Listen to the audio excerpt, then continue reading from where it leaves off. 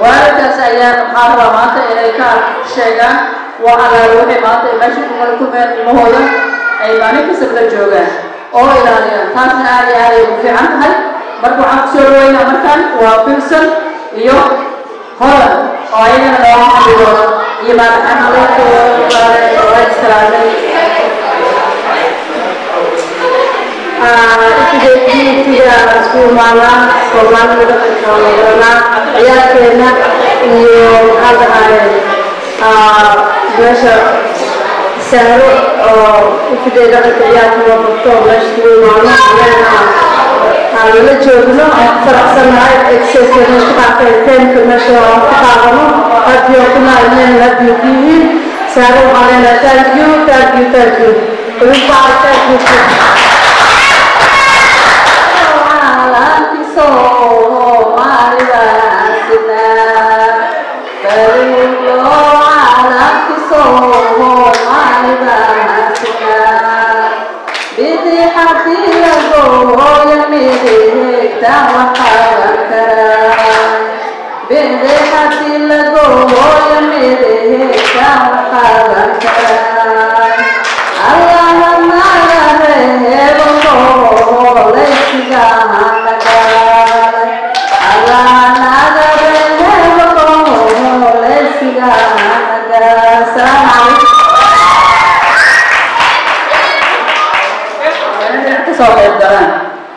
hooyooyinkan waxaan ugu mahadnaqayaa waxay tahay galab kastoo ilmahooda keenaan way la fadhiistaan way ogyihiin carruurtooda waxay samaynayaan taasoo waxaan rabaa waalidka ay always ugu sameeyaan ilmahooda soo raaca markaas kadibna waxaad samayn kartiin waa arkaysaa aadan ugu mahadnaqay markaana waxaan qaybtii oo daansigan gelina insha allah hadda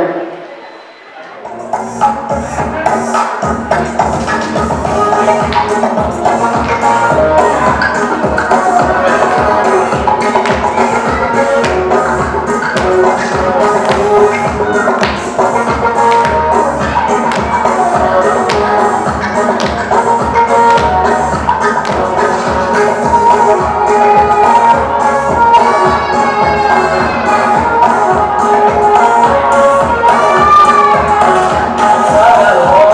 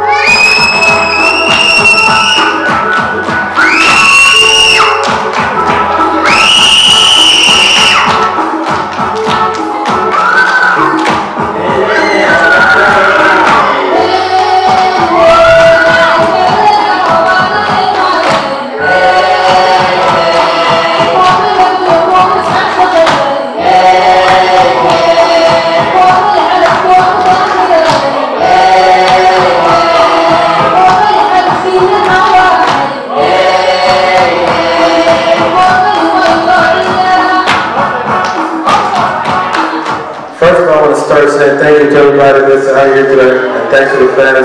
You know, thanks for showing up over here and showing us love. You know, I appreciate it very much. And you know, one thing I want to say is this young little kids you guys see back here, and some of these guys put a lot of work throughout this whole thing that we'll be doing. And working with them throughout this whole project thing, you know, it's not easy, but at the end of the day, they made it really easy for me by listening to me and taking every little step that I teach them and stuff. And I'm standing out here today just because I just want to say thank you very much to you guys. And I just want to, you know, I appreciate you guys so much. And and second of all, I want to thank to the parents, you know. And I just want to say thank you very much to the Royals. And, you know, I appreciate you guys for bringing these little kids out here and being able to show them the community and how the community is. And one thing I want to say is, forget about the little kids for a minute, but I think I see the big youth back there. One thing I want to say is, it's way better if you guys get involved here instead of showing up and just not getting down with us, you know. It's kind of not right, but it's whatever. But hey, let's go back though. I just want to, you know, welcome everybody, you know, especially the young kids who just joined us, new faces to this whole community, and probably the future of this community. Now that everybody like my age, you know, getting old, now it's about time that I welcome these guys and just give them the opportunity to shine. And I just want to